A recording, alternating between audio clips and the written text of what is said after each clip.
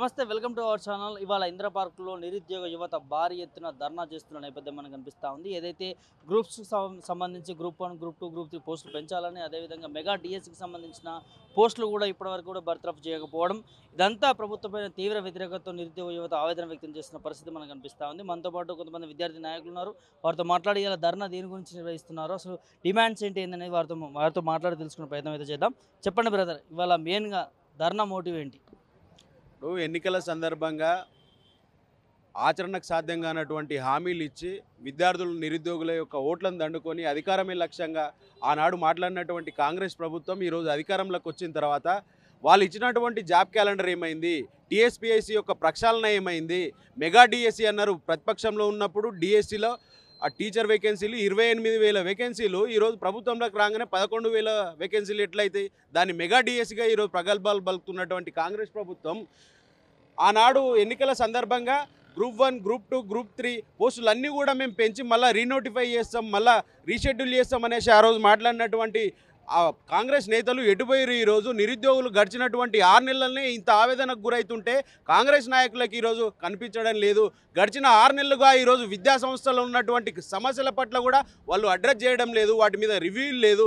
ఈనాటికి కూడా ఈ రాష్ట్రంలో విద్యాశాఖ మంత్రి లేడు, హోమ్ మినిస్టర్ లేక ఈరోజు రాష్ట్ర వ్యాప్తంగా కూడా అరాచకాలు జరుగుతూ ఉన్నాయి. లా అండ్ ఆర్డర్ కంట్రోల్లో లేదు, శాంతి భద్రతలు అసలు కంట్రోల్లో లేకుండా పోయింది. రాష్ట్రం యొక్క పరిస్థితి దయనీయంగా తయారవుతున్నది కనుక నిరుద్యోగులకు ఇచ్చినటువంటి హామీలు తక్షణమే నెరవేర్చే విధంగా ఈరోజు ధర్నా తీసుకోవడం జరిగింది ఇందిరా పార్క్ వేదికగా. కాబట్టి తక్షణం ఈ రాష్ట్ర ప్రభుత్వం నిరుద్యోగులకు ఇచ్చినటువంటి మాటను నిలబెట్టుకోవాలి, లేని ఏడల తీవ్రమైన తిరుగుబాటు అనేది ఈ రాష్ట్ర ప్రభుత్వం ఎదుర్కోబోతున్నది. ఒకవైపు ప్రభుత్వం ఏర్పడిన కాంచి 6 నెలలు అవుతా ఉంది. 6 నెలల్లో నిరుద్యోగ యువత కూడా ప్రశ్నిస్తూనే ఉంది. ఆ ప్రజాభవన్ పెట్టి ప్రజావానికి వెళ్ళి కూడా అడిగిన నేపథ్యం మనకు కనిపిస్తూ ఉంది. చిన్నారెడ్డి కాళ్ళ మీద కూడా ఒక మహిళ పడిందని చెప్పి కొంతమంది చెప్తున్న పరిస్థితి కనిపిస్తుంది. ఏం చెప్తాను? నేనేమంటున్నా, కేవలం అధికారమే లక్ష్యంగా ఆ రోజు మాట్లాడిర్రు.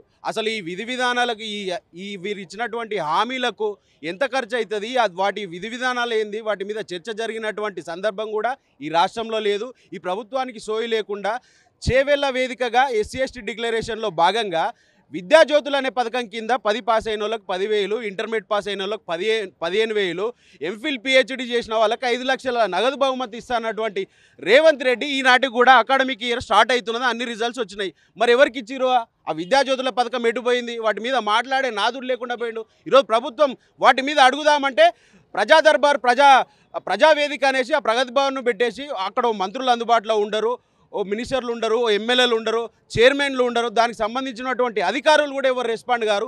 ఈ ప్రభుత్వంలో ఎవరిని కలవాలి, ఎవరికి చెప్పుకోవాలంటే ఒక విద్యాశాఖకు మంత్రి కూడా లేకుండా పోయినటువంటి దుస్థితి రాష్ట్రంలో ఉన్నది కనుక ఖచ్చితంగా చైతన్యవంతమైనటువంటి విద్యా వ్యవస్థ, విద్యార్థులు కూడా ఈరోజు గలం ఇప్పాల్సినటువంటి సందర్భం వచ్చింది. రాష్ట్రం నలుమూలల నుంచి కూడా ఈరోజు విద్యార్థులు నిరుద్యోగులు పెద్ద ఎత్తున ఈ ధర్నాకు వస్తున్నారు కనుక చైతన్యమైనటువంటి తెలంగాణ మరోసారి పోరాడి సాధించుకుంటుంది అనేసి ఈ సందర్భంగా ఈ కాంగ్రెస్ ప్రభుత్వాన్ని హెచ్చరిస్తూ ఉన్నాం.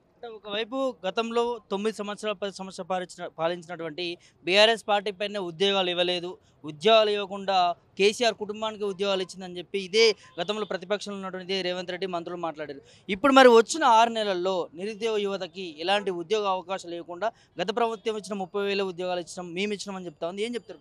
నేనేమంటున్నా, విద్యార్థులు నిరుద్యోగులు కూడా పూర్తి కన్ఫ్యూజన్లకు నెట్టేసింది ఆ రోజు కాంగ్రెస్ ప్రభుత్వం మీద ఉన్నటువంటి వ్యతిరేకతను, ఏదైతే సహసిద్ధంగా ఏర్పడినటువంటి వ్యతిరేకతని కంప్లీట్గా వాళ్ళు ఉద్యోగాలు ఇవ్వలేదు, వాళ్ళు నిర్వీర్యం చేసిరు వ్యవస్థను అనేసి ఆ రోజు కన్ఫ్యూజ్ చేసి నిరుద్యోగుల ఓట్లను దండుకోవడానికి మాత్రమే ఆ రోజు కాంగ్రెస్ ప్రభుత్వం ప్రయత్నం చేసింది. కాంగ్రెస్ పార్టీ కూడా అదే విధంగా ప్రచారం చేసుకుంటూ వచ్చి గతంలో ఇచ్చినటువంటి ఉద్యోగాలు ఏదైతే 30,000, 32,000 ఉద్యోగాలు ఏదైనా నోటిఫికేషన్ చేస్తే ఈ ప్రభుత్వం వచ్చిన తర్వాత వాటికి ఆర్డర్ కాపీలు ఇచ్చి మేమే నింపినాం, ఇవి మేము కల్పించినటువంటి ఉద్యోగాలు అనేసి మందికి పెట్టినటువంటి బిడ్డను తాను ముద్దాడినట్టుగా ఈ ప్రభుత్వం బిహేవ్ చేస్తూ ఉన్నది.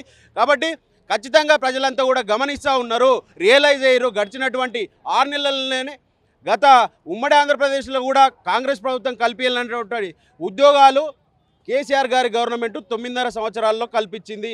వాటన్నిటి మీద కూడా చర్చ జరుగుతూ ఉన్నది. రియలైజేషన్లో ఈరోజు నిరుద్యోగులు విద్యార్థులు కూడా ఉన్నారు. కాబట్టి ఖచ్చితంగా ఈ గడిచినటువంటి 6 నెలలనే ఇంత రియలైజేషన్ వస్తే ముందు ఈ ప్రభుత్వం చాలా ఆటుపోట్లను చవి చూడాల్సిన పరిస్థితి వస్తుంది. ఇక్కడ గ్రూప్స్లో 2,000 ఉద్యోగాలు పెంచమని నిరుద్యోగ యువత ఆవేదన వ్యక్తం చేస్తూ ఉంటే మేము సంవత్సరానికి 2 లక్షల ఉద్యోగాలు ఇస్తామని చెప్తా ఉంది ప్రభుత్వం. ఇది సాధ్యమేనా? అది ఎట్లా సాధ్యమవుతుంది? వాటి మీద ఇప్పుడు జాబ్ క్యాలెండర్ అన్నావు, జాబ్ క్యాలెండర్ పెట్టి కదా ఫస్ట్ ఎక్కడెక్కడ ఏ శాఖలో ఎన్ని వేకెన్సీలు ఉన్నాయని డిస్ప్లే చేయాల్సింది.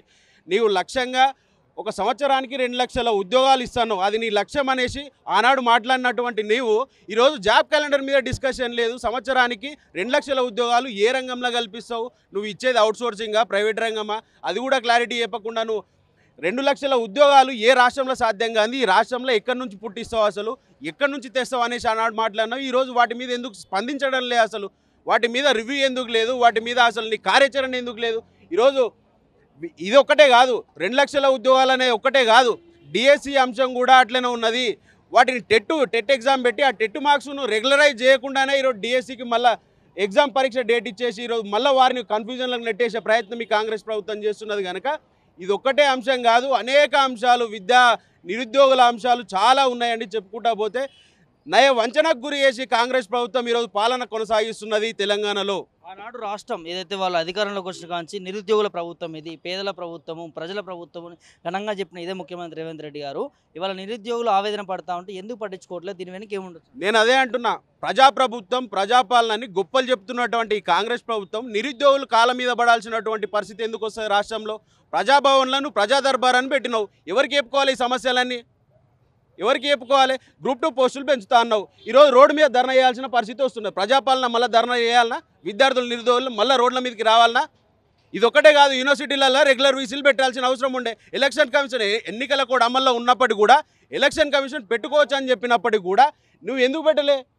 ఈరోజు ఐఏఎస్లు వేరే వేరే శాఖలకు వాళ్ళకు అటాచ్ అయి ఉంటాయి, వాళ్ళ విధుల్లో వాళ్ళు బిజీగా ఉంటారు. యూనివర్సిటీలు నిర్వీర్యం అవుతున్న క్రమంలో నువ్వు ఇన్ఛార్జీలు వీసీలను పెట్టి మళ్ళీ ఏం చేయదలుచుకున్నావు? రెగ్యులర్ వీసీలను కదా పెట్టాల్సింది. వాటి మీద అవగాహన ఉన్నటువంటి ప్రొఫెసర్లను వీసీలుగా పెడితే కదా యూనివర్సిటీలు, విద్యా వ్యవస్థ మనుగడ సాధించేది. ఇట్లా చెప్పుకుంటా పోతే విద్యా వ్యవస్థలో అనేక సమస్యలు ఉన్నాయండి. ఏం చెప్తారు ప్రభుత్వానికి విద్యార్థి నాయకులు? నేను ఒకటే చెప్తున్నా, చైతన్యవంతమైనటువంటి తెలంగాణ ఇది, కొట్లాడి సాధించుకున్న తెలంగాణ ఇది, పైరవ చేసానో లాబింగ్ చేసానో వచ్చినటువంటి తెలంగాణ కాదు ఇది. ఈ తెలంగాణలో ప్రతి విద్యావంతుడు, ప్రతి విద్యార్థి, ప్రతి నిరుద్యోగి కూడా చైతన్యవంతంగా ఈరోజు కాంగ్రెస్ ప్రభుత్వం ఇచ్చినటువంటి ఆచరణకు సాధ్యం కానటువంటి హామీలన్నిటి కూడా మెడలు వంచి అమలుపరిచే విధంగా ఈరోజు విద్యాలోకం అంతా కూడా కదులుతుంది.